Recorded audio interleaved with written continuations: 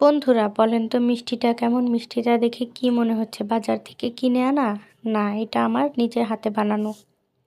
এটার জন্য আমি নিয়ে নিয়েছি ছানা, সুন্দর করে পানি ঝরিয়ে, আর সাথে নিয়েছি 1 কাপ গুঁড়া দুধ।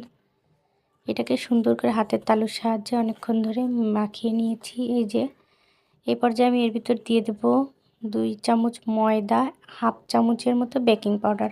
হাতের তালুর সাহায্যে যে সুন্দর করে এটাকে মাখিয়ে নেব। এই যে আমার হয়ে গেছে মাখানো। এবার হাতে ঘি মাখিয়ে মিষ্টিগুলা বানিয়ে নেব সুন্দর করে। এই যে দেখেন, আমি কিন্তু এক প্রকার এই ডোটা দিয়ে আমি 3 প্রকার মিষ্টি বানিয়েছি। এবার চিনির শিরাটা করে নিব। এর ভিতর দিয়ে দিলাম 2 কাপ চিনি আর 2 কাপ পানি।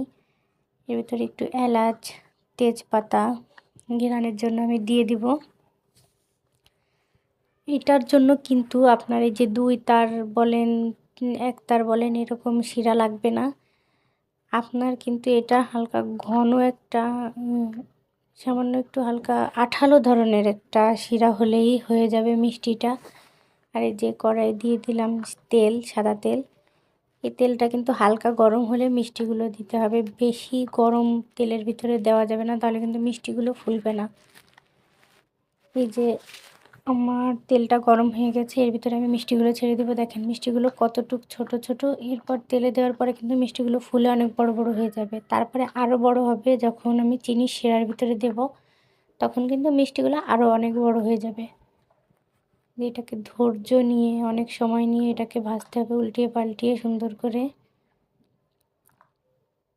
এটাকে কিন্তু আমি ভেজে নিচ্ছি। মিষ্টিটা কিন্তু অনেক মজাই হয়। আমি আগে একদিন বানিয়েছিলাম কিন্তু ভিডিও করিনি, তো আমি আজকে আবার বানালাম। তো ভাবলাম যে আপনাদের সাথে শেয়ার করি। আমি 3 প্রকারের মিষ্টি বানিয়েছি। একটা হচ্ছে হালকা মানে সাদা রেখেছি, আর একটা হচ্ছে একটু ডিপ করেছি, তারপরে আর একটা বেশি ডিপ করেছি, কালো জাম যেটাকে বলে। আমি 3 প্রকারের মিষ্টি করেছি এখানে। যেগুলোকে এখন তুলে নেব।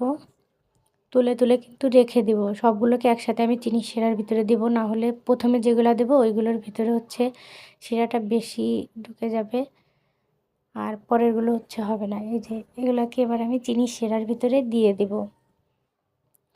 এই যে দেখেন আমি কেমন শিরা করেছি। শিরাটা কিন্তু অনেক ঘনও না, আবার অনেক পাতলাও না, হালকা আঠালো ধরনের। এটার ভিতরে কিন্তু আমি সারা রাত এরকম করে ভিজিয়ে রেখে দেবো। সকালবেলা আপনাদের ফাইনাল লুকটা দেখাবো। এই যে দেখেন সকালে আমার মিষ্টির ফাইনাল লুক। মাশাআল্লাহ, মিষ্টিটা কিন্তু অনেক সুন্দর হয়েছে। আপনারা চাইলেই কিন্তু ঘরে এরকম করে সুন্দর মিষ্টি বানাতে পারেন। এটা কি মনে হচ্ছে না যে একেবারে দোকানের মিষ্টি, কিন্তু এটা আমার নিজের হাতে বানানো মিষ্টি। আমার নিজেরই কিন্তু বিশ্বাস হয় না যে আমি এত সুন্দর মিষ্টি বানাতে পারি। আপনারা বাসায় ট্রাই করে দেখবেন, সবাই কিন্তু খেয়ে অনেক ভালো বলেছে। আল্লাহ হাফেজ।